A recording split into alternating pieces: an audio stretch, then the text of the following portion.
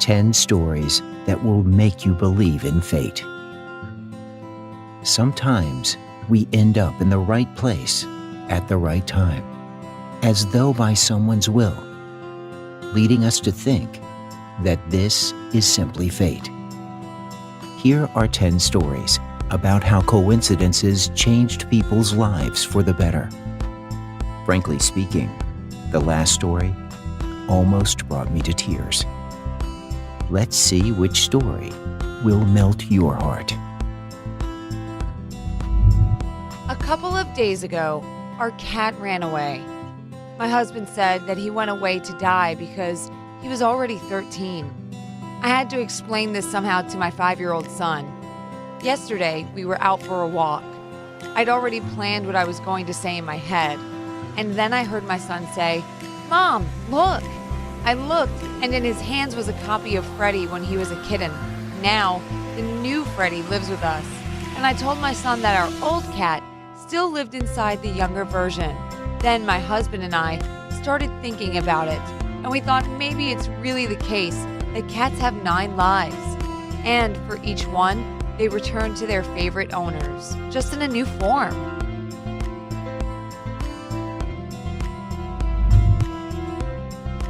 I lived in Los Angeles until I was 10. I went to kindergarten there. My mom and aunt often told me later that I became good friends there with a little girl called Diana. And I even promised to marry her. Many years later, I was living in New York, and I got acquainted with a woman. Soon our friendship became a relationship. She was also called Diana, which I didn't attach any significance to at first. Eventually, when we got to know each other much better, I told her the story about the girl in kindergarten. It turned out to be the very same Diana. We're getting married soon. You have to keep your promises.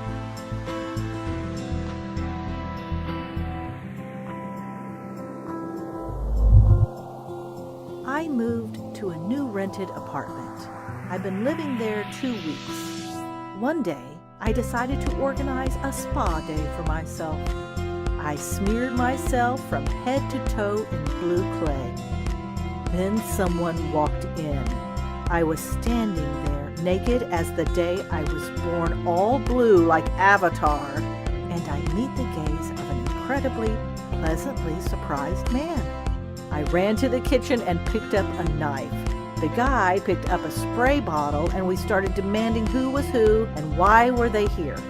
It turned out that it was his apartment, and it had been rented out to me by his grandma, who dreamed of finding her grandson a wife. We still remember that day, and I still live there now. We live as one family.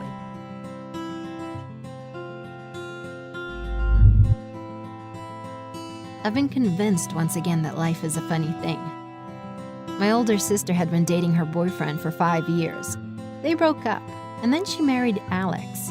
My brother dated a girl for 8 years. They broke up, and then he met a wonderful woman, also called Alex. I'd been dating a guy for 3 years. We broke up, and now I've just met another guy. Can you guess his name? I lost my wallet. It had my ID, money, credit cards, and a photograph of my cat in it. A couple of days later, I found a phone on the bus. I phoned the mom of the person who lost it and agreed to meet with them to give it back. I arrived and the guy was very happy. He said that there were still honest people left in the world after all. I told him that I know how it feels to lose something important, as I'd lost my wallet a few days earlier. Then the guy took a wallet from his pocket and asked me if it was mine. I opened it, and there was the photo of my cat. You can't imagine how surprised we both were. All my money and cards were still there. Now the guy's one of my friends. It's not for nothing that fate led us to meet each other. Miracles happen. I found out that my husband had a lover right at my wedding. I couldn't control myself or hold back my emotions. I started sobbing and ran away. I went down into the subway and headed off somewhere. A girl in a large wedding dress crying in the subway. Naturally, I attracted a lot of sideways glances. And then a young man appeared, clearly aiming to lift my mood. He took me by the hand and led me out of the subway carriage as though he was my groom. I'm now happily married to my new husband. There's always one homeless guy hanging around near my house. He once came up to me and asked me for money for a lottery ticket. I didn't believe that's what he wanted it for, but I gave him some money. The next day, he came back to me, gave me back my money, and said, "I'm indebted to you until I die. I bought a lottery ticket and won $250,000. Thank you." I actually almost started crying. It was so nice that by giving him such a small sum, I had, in some way, helped him get back on his feet. There's a small square near to my house. I used to go for walks there with my sister on a regular basis. There's a mysterious place there where Mom met her father and my sister met her husband.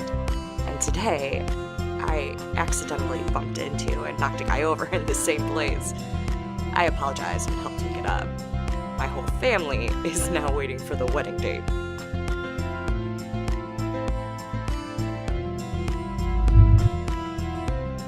I understood that he was my fate when I found out that his father and grandfather were both called Alexander, just like mine were.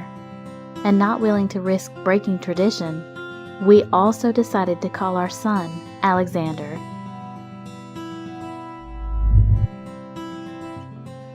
My mom was diagnosed with cancer in the autumn. The doctor said she had little chance of survival. I sat by her bed in the hospital for hours on end, and my cat was left at home alone. I started taking the cat with me to see Mom in the hospital. The first time I did this, my cat laid down on my mom and slept on her the whole day. In the morning, a nurse came to carry out a test and noticed the cat wasn't breathing. She had died.